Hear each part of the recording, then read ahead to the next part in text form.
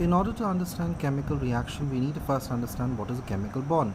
Now, a chemical bond is an attractive force that holds the atoms or ions in a molecule or compound together.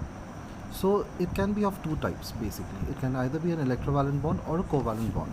In case of an electrovalent bond, it is basically formed when there is either a loss or gain of electrons.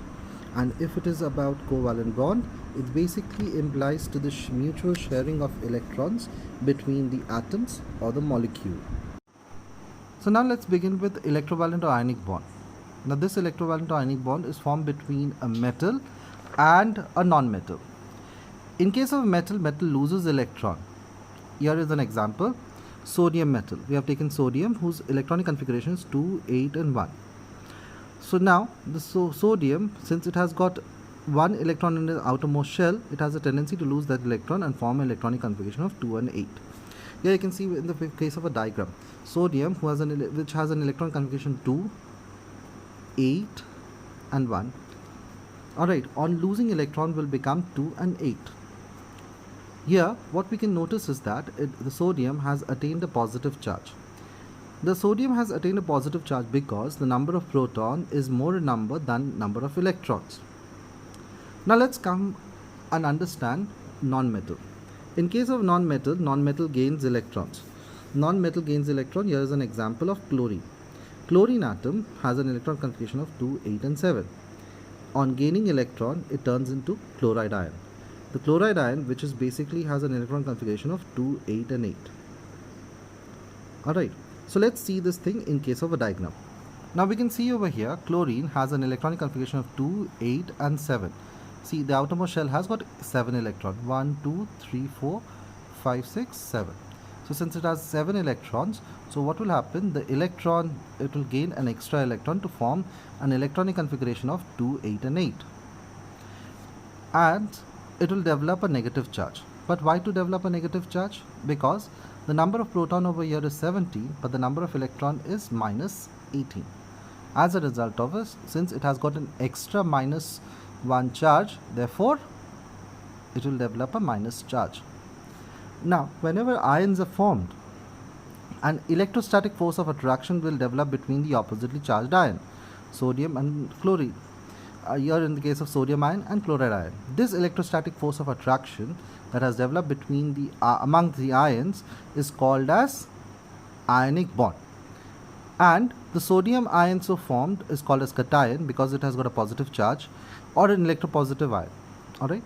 Similarly, chloride ion will be called as anion or electronegative ion. Now the biggest question over here in order to understand electrovalent bond or any kind of a bond is that why does a compound form a chemical bond? Well, the answer to this is to imply to the octet rule. Now what is this octet rule? Octet rule basically implies that whenever an atom, alright, whenever an atom of metal, non-metal, alright, share, gain or lose electron, alright, they form the electronic configuration of the nearest noble gas. Here is an example. Neon, argon, krypton. You can see all these are noble gases and therefore have electronic configuration which ends up at 8 electron in the valence shell.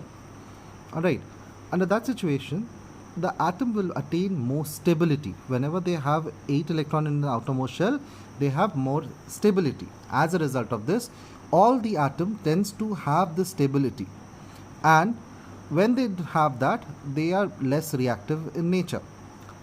So all the atoms will tend to develop this thing. As a result, they will undergo through chemical bonding. There's an exception also. There's another rule that is approximately similar to that octet rule. This is called as duplet rule. What is duplet rule is that, and it only implies to hydrogen. Why? Because they have got only one shell, that is K shell, and the maximum number of electrons we already know from the electronic configuration or the language of atomic structure is that the maximum number of electron in a K shell is 2 electron. So whichever atom has got only K shell, they will follow the duplet structure instead of octet structure. Rest all elements will follow the octet rule. Let us understand the formation of magnesium oxide.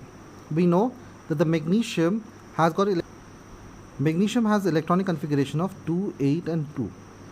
Oxygen has got electronic configuration of 2 and 6. What is noticeable over here is that magnesium needs to lose 2 electrons.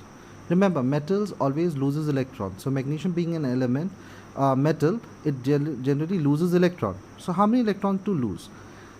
Magnesium has got 2 electrons in its outermost shell, therefore it is going to lose both the electrons.